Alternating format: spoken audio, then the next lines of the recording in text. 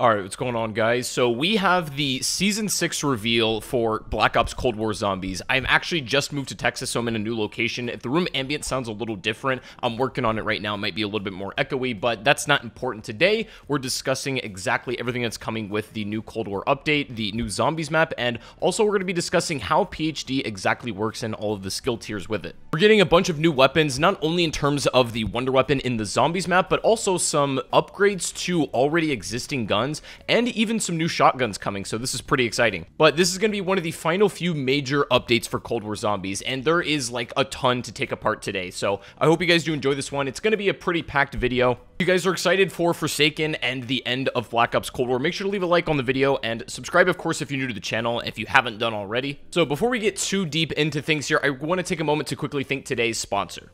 Today's video is sponsored by Combat Arms The Classic. Summer may be ending, but there are still a few new challenges awaiting you. The new Boss Battle 3 introduction features the Beetle and the Scorpion with a variety of difficult attacks. You can take this challenge on yourself and see if you have what it takes to beat them. Use the code to get $100 worth of in-game items such as the Beetle Mark 48 mod, combat dice, 3 gold coins, and also much more. Also, the new Outpost 31 region is a survival infected mode in which you, the human, must defend yourself against the infected as long as possible. Try to be the last one standing and guard yourself against literally endless attacks from the infected. Check it out right now using the link in the description, and don't forget to use the code for free in-game items. Thank you very much for Combat Arms The Classic for sponsoring this video. So anyways, getting back to things here, of course Forsaken is the map that's coming with this update, and here's the official description, the brand new one that they've put out. They say, as Omega attempts to lure the Forsaken into this dimension, believing they can capture its power and weaponize against the West, Requiem plans on extracting Casimir Zykov from the Dark Ether to prevent the Forsaken from entering our world.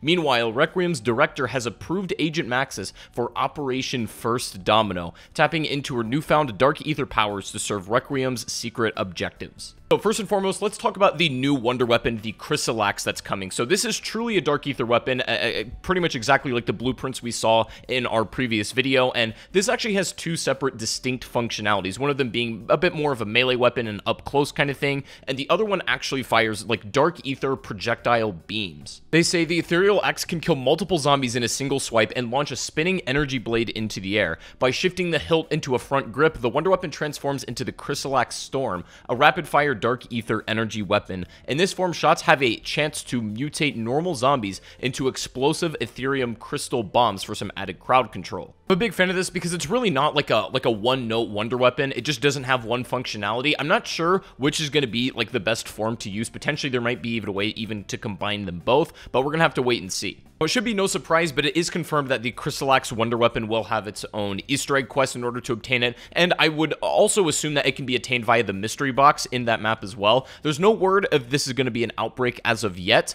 but right now it's going to be a Forsaken exclusive Wonder Weapon. Also, two new really major pieces of like specialist equipment are coming to the game, this being the hand cannon and also the ARC-XD, so pretty much an RCXD, but the hand cannon we spoke about honestly months ago, and it was rumored to be coming to Zombies at some point, but like didn't come in the update that it was supposed to, and I thought it was for technical reasons, but it looks like maybe those have been fixed or sorted out. So the hand cannon is being added, and apparently it's going to be incredibly efficient at taking out elites and specials in particular. As far as how the hand cannon is going to stack up against something like the flamethrower, which is recently added, and even the war machine, which is still arguably like one of the best specialist or like support streaks in the entire game, we'll have to wait and see how those kind of go hand in hand, but at least it's being added to the game, so that is some good news. It'll also be available in Outbreak in case you guys weren't aware. Alright, up next, now let's talk about some of the really exciting things, and of course, this is going to be the new perk, which I guess I haven't really updated you guys because I've been traveling when they announced it,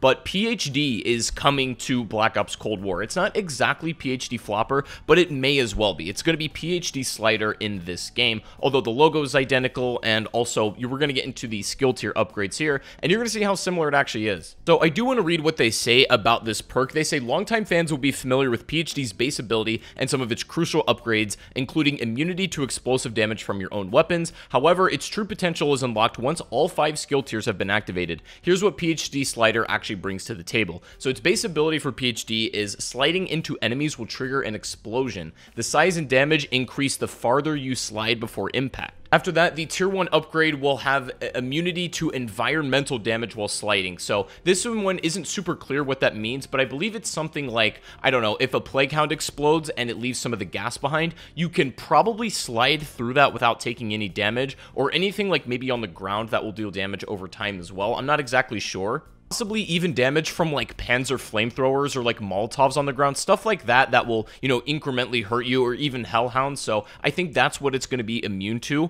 but you have to be sliding in order for this to activate. After that, skill tier 2 will just straight up increase the slide duration. So I'm going to get into this in a minute, but I literally think it's going to be, if you guys remember how the sliding was in the Black Ops Cold War Alpha, like there was a significantly longer duration and even like movement speed with it. They did tone it down a little bit. So I think they're probably just going to restore the slide back to its like original mechanic, assuming you have PhD fully upgraded. So it's just going to increase the slide duration once you have its tier 2 upgraded. Tier 3 is going to have immunity to self-inflicted explosive damage, and there it is. That is the classic PhD effect. Now, to be honest, there aren't a ton of explosives that really interact with you that you're going to be using a whole bunch. Namely, the ray gun is probably the most important, but also things like launchers, the RPG, and things like that will actually become a lot more viable after this update and when you upgrade PhD. But it is nice to know that you can use these sort of explosive weapons without taking any damage anymore whatsoever. After that, skill tier 4 is going to increase your slide speed. So again,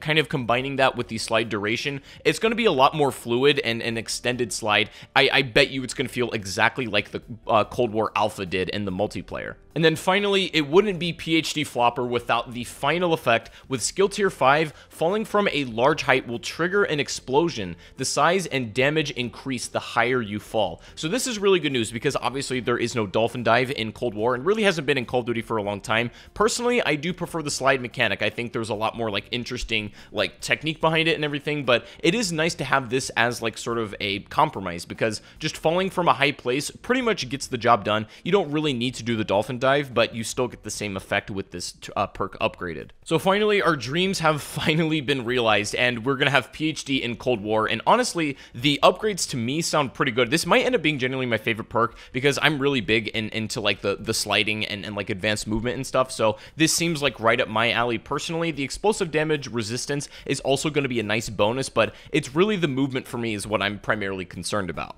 Also, as a really big and somewhat unexpected update, the die shockwaves from D Machine and also available in Outbreak are now able to be pack-a-punched. Previously, these weapons were entirely unupgradable unless you do the quest and getting the elements inside of D Machine. You could also do that in Outbreak, finding different boxes, but you were never able to actually pack-punch them. However, in Season 6, this is going to change. I don't know how this is going to affect the weapons because, like, as far as just, like, really high-round viability, the die shockwave, for the most part, pretty much isn't it, but after it's pack-a-punched, this could potentially become a lot more useful and maybe might just shake up the Wonder Weapon meta. They did not mention if you can also further pack-a-punch the elemental die shockwaves, but I would imagine based on this wording that you can. However, they did not specify. At least the base version, I assume, can be like triple pack-a-punched, and I have, again, no idea how that's going to impact the game, but I'm very excited to try it out. Also, Onslaught is getting a new map called Deprogram, and also for those of you who don't have Onslaught right now, Xbox and PC players, it's going to be coming to your platform very soon. So if you have not had the ability to try it out yet, you're going to be able to play this in like just a couple weeks' time. There's a brand new mode coming into Onslaught as well called Onslaught Elite, in which you'll face elite enemies with each surge. If you survive 20 rounds in Onslaught Elite, you'll be added the Rock Salt exclusive weapon blueprint to your arsenal. Now, in terms of new weapons, we have a couple cool ones. We are getting the Grav returning, which I believe made its first appearance in Black Ops 3. It was also in BO4 and is pretty much like a different version, more or less, of the Galil, and I guess this is going to be added as well. It's looking like the Grav will indeed be the final weapon added to the assault rifle class for the rest of Black Ops Cold War, but more exciting than that, especially for Zombies fans, is the new shotgun we're getting. This is called the 410 Ironhide, and I'm not really sure how this is going to play. It's supposed to be a little bit more of like a slowed down like lever action shotgun, and I would say it's probably going to be pretty similar to the Howler, although I expect this one to have more power behind it, but to shoot a little bit slower than the Howler does. So I don't know if it's going to like replace it in the meta or even be like more viable for that matter, but it is nice we're at least getting some kind of new shotgun to possibly switch up the meta, and who knows, we may have a new King of Cold War.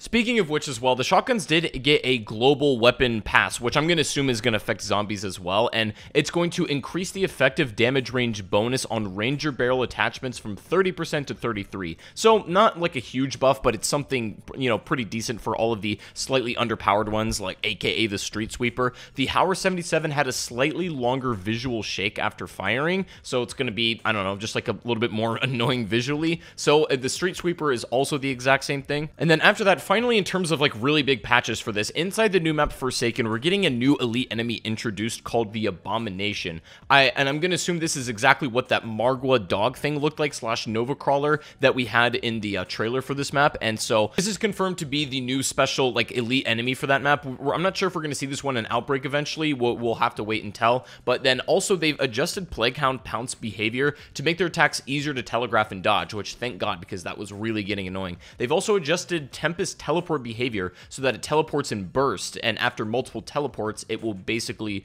be unable to do so for a period of time, so you know they can kind of run out of gas, so to speak. Also, for those of you who tend to play offline, the Rampage Inducer will be available in offline play once Season 6 does release, so that's good news. There's also some big changes coming for, like, you know, Dead Ops Arcade and some other, you know, slightly minor things. If you're really interested in seeing exactly everything that changed with those particular components, I'm going to leave the link to the patch notes in the description. You can go and read up on those, but as of right now, that's basically all of the really major changes coming for Season 6. We've got one more round-based map coming up, and the final Easter egg hunt is going to be going live at 10 Pacific time on October 7th, so make sure you guys are following me over on Twitch. The link to that is also linked down below. We're going to be streaming that, hopefully getting a first-in-the-world completion, so if you want to watch the hunt on Forsaken go down in real time, make sure you're following over there, as I will be live, and we'd love to come hang out with you. But anyways, I hope you guys enjoyed the video. If you did, be sure to leave a thumbs up, subscribe if you're new to the channel, and I will see you guys in the next one. Take it easy, everybody. I'm going to go, and peace out.